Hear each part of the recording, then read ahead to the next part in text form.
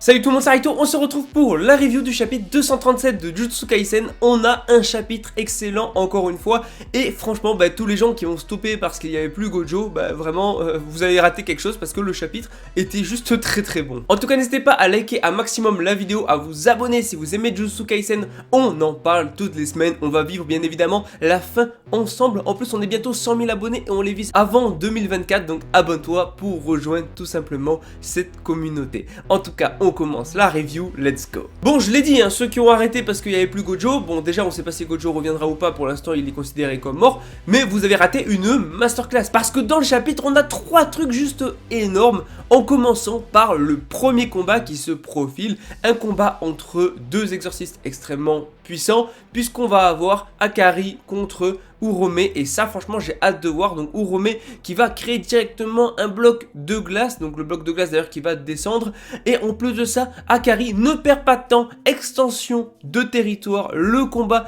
va commencer entre les deux. Alors on verra qui va gagner, mais franchement ça promet du lourd, on est quand même sur deux personnages au haut level, sûrement parmi les plus puissants, et ça prouve bien que Urome, malgré l'attaque de Gojo, est toujours ici, il n'a pas l'air tant blessé que ça. Donc franchement très hâte déjà de voir ce combat qui peut annoncer du très lourd. Maintenant le combat principal, il faut qu'on en parle. Il y a quand même pas mal de petites choses sympas à dire sur ce combat là, puisqu'on va avoir le combat tant attendu, pas Gojo, non Gojo n'est plus là, mais Kashimo contre Sukuna. Et là beaucoup de gens sont en mode mais que va faire Kashimo contre Sukuna alors que même Gojo a perdu contre lui? Eh bien c'est une bonne question. Mais pour répondre à ça, déjà reparlons un peu des pouvoirs de Kashimo qui nous sont présentés dans le chapitre. Des pouvoirs intéressants et qui sont un petit peu comme les Logia dans One Piece. Voilà, en fait il se transforme plus ou moins en foudre, donc c'est un peu le même principe que les Logia dans One Piece, mais en plus de ça, va tout simplement y avoir des ondes électromagnétiques qui vont du coup être lancées dans son cerveau et activer et surtout augmenter ses réflexes et son habilité. Donc c'est pour ça qu'il est extrêmement rapide, c'est grâce aux ondes électromagnétiques utilisées, lancées dans sa tête, dans son cerveau, qui vont toucher en tout cas la zone cérébrale qui permet de contrôler cette habilité, et donc il va littéralement utiliser ces techniques et franchement c'est du lourd. Puisque premièrement déjà il est invulnérable au choc électrique, voilà. Donc déjà c'est une première chose. Ensuite il va nous présenter la technique maudite Kenju Kowasaku, qui est une technique de zinzin. D'ailleurs on va avoir un combat entre Kashimo et Sukuna qui est juste excellent. Et d'ailleurs on a carrément Kashimo qui va avoir la même tête qu'un poisson. Oui voilà, désolé je suis obligé de faire le comparatif, mais en vrai de vrai c'est stylé. Donc du coup avec sa grande bouche là, et il va balancer une onde du coup de foudre sur une onde d'électricité sur Sukuna. Donc Sukuna mine de rien va prendre plusieurs coups de la part de Kashimo, il va se prendre des coups de poing etc. Donc jusque là Kashimo on va se dire il gère plutôt bien. Et il faut savoir que du coup Kenjaku Kowasaku, donc du coup la technique maudite de Kashimo, va transformer le corps entier de Kashimo en foudre. Voilà, l'équivalent un peu d'un Logia, donc il va combattre et tout. Et a priori, après cette technique-là, ça se conclut par la désintégration du corps de Kashimo, en tout cas de ce que j'ai compris. Mais il semblerait qu'il peut le faire qu'une fois, et si j'ai bien compris, il l'a stoppé intentionnellement. Maintenant, en tout cas, on a parlé un petit peu des capacités de Kashimo. Ça permet d'en savoir un peu plus sur celui qui est appelé le dieu de la foudre, donc très intéressant. Mais il faut qu'on parle de Sukuna, parce qu'il y a des choses intéressantes à dire sur Sukuna. Et déjà, la toute première chose, c'est qu'il va récupérer l'une de ses armes de l'époque. Rappelez-vous, il y a plus de 1000 ans, quand il combattait à cette époque-là, il avait tout simplement des armes antiques. Et donc là, il va en utiliser une qu'il avait depuis le début, du moins qui semblait être dans le bloc de glace créé par Urome, mais en fait il ne l'a pas utilisé contre Gojo. Alors de 1, il ne l'a pas utilisé contre Gojo tout simplement parce que c'est un outil utilisant déjà de la foudre et ça n'aurait de toute façon pas touché l'infini de Gojo. Donc en fait cette arme n'aurait pas été utile de toute façon contre Gojo et l'infini de Gojo. En réalité, voilà, même s'il n'avait pas tout donné et qu'il avait encore des choses en réserve, Makora était la seule option pour s'adapter à l'infini et ainsi pouvoir couper l'infini, pouvoir couper l'espace et l'existence elle-même. Donc en fait sans Makora il n'aurait pas réellement pu battre Gojo, mais ça n'empêche qu'il n'avait quand même pas tout donné non plus, qu'il avait encore quelques cartes dans sa manche, comme par exemple du coup cet outil là. D'ailleurs j'ai pas nommé l'outil, mais l'outil maudit s'appelle Kumatoke et il a des effets étranges mais qui semblent utiliser la foudre. Faut qu'on parle, en tout cas au niveau du design de l'arme, elle est plutôt très stylée. Et donc on a enfin une arme de Sukuna qui entre en scène. Il était temps parce que il en a d'autres et tout, et donc on n'avait pas vu encore la vraie puissance du roi des fléaux. Là maintenant on peut se poser plusieurs questions. Comment est-ce qu'ils vont s'en sortir? En plus de ça, on a Kashimo qui va lui poser une question que j'ai trouvée très intéressante. C'est, est-ce que Sukuna est devenu le plus fort ou est-ce que Sukuna est né le plus fort?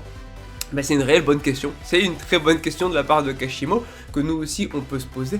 Et en fait Sukuna nous explique qu'il ne sait pas lui-même et que de toute façon c'était un enfant non désiré. Et donc effectivement il voyait tous les autres autour de lui qui étaient vulnérables, un peu comme des saletés, des déchets. Et en fait voilà, on aura sûrement à un moment ou à un autre le flashback de Sukuna, mais c'est pas pour tout de suite et ça paraît cohérent d'avoir un flashback parce qu'un antagoniste, pour qu'il soit bon, il faut automatiquement un flashback pour rendre plus profond le personnage. Parce que pour l'instant Sukuna est un bon antagoniste, très très cool et tout, mais il manque encore, je trouve personnellement, de profondeur. Donc peut-être que justement ce flashback là peut apporter la fameuse profondeur qu'il manque à Sukuna pour effectivement passer de bon antagoniste à très bonne voire excellent antagoniste, mais il manque encore cette profondeur d'écriture que Sukuna n'a, je trouve, pas encore, en tout cas pour l'instant. En tout cas voilà, on a le combat et tout, forcément les techniques de foudre de son outil marchent pas sur Kashimo, c'est quand même le dieu de la foudre, le mec il a limite un Logia de la foudre, donc il est juste trop fort. Donc franchement Kashimo me régale dans le chapitre. Déjà j'aime beaucoup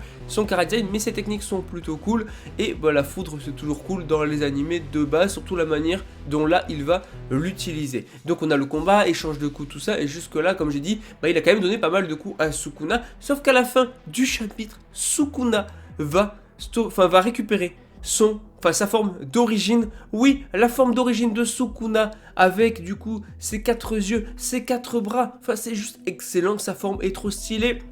Enfin, on a cette forme. Bon, j'avoue, on a tous espéré que Gojo combatte Sukuna sous cette forme. Malheureusement, on ne l'aura pas. Et maintenant qu'il a cette forme-là, qui va arrêter Sukuna avec ses armes maudites, ses armes antiques, maudites, ouais, et avec sa forme d'origine d'antan, alors que Gojo lui-même n'a pas réussi à le stopper.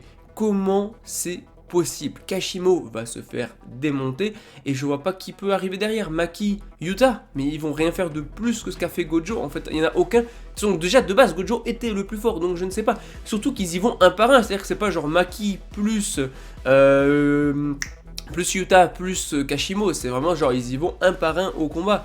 Alors que là, l'avenir de l'humanité dépend de ce combat. Bon, il reste Kenjaku derrière. Alors peut-être que Kenjaku va faire un truc, soit c'est Kenjaku qui deviendra l'antagoniste et Sukuna devra se rallier au héros, ce que je pense pas du tout finalement, même si certains avaient théorisé là-dessus. Mais donc du coup, Kenjaku va faire quelque chose, il pourrait très bien absorber Sukuna qui reste un fléau, on le rappelle.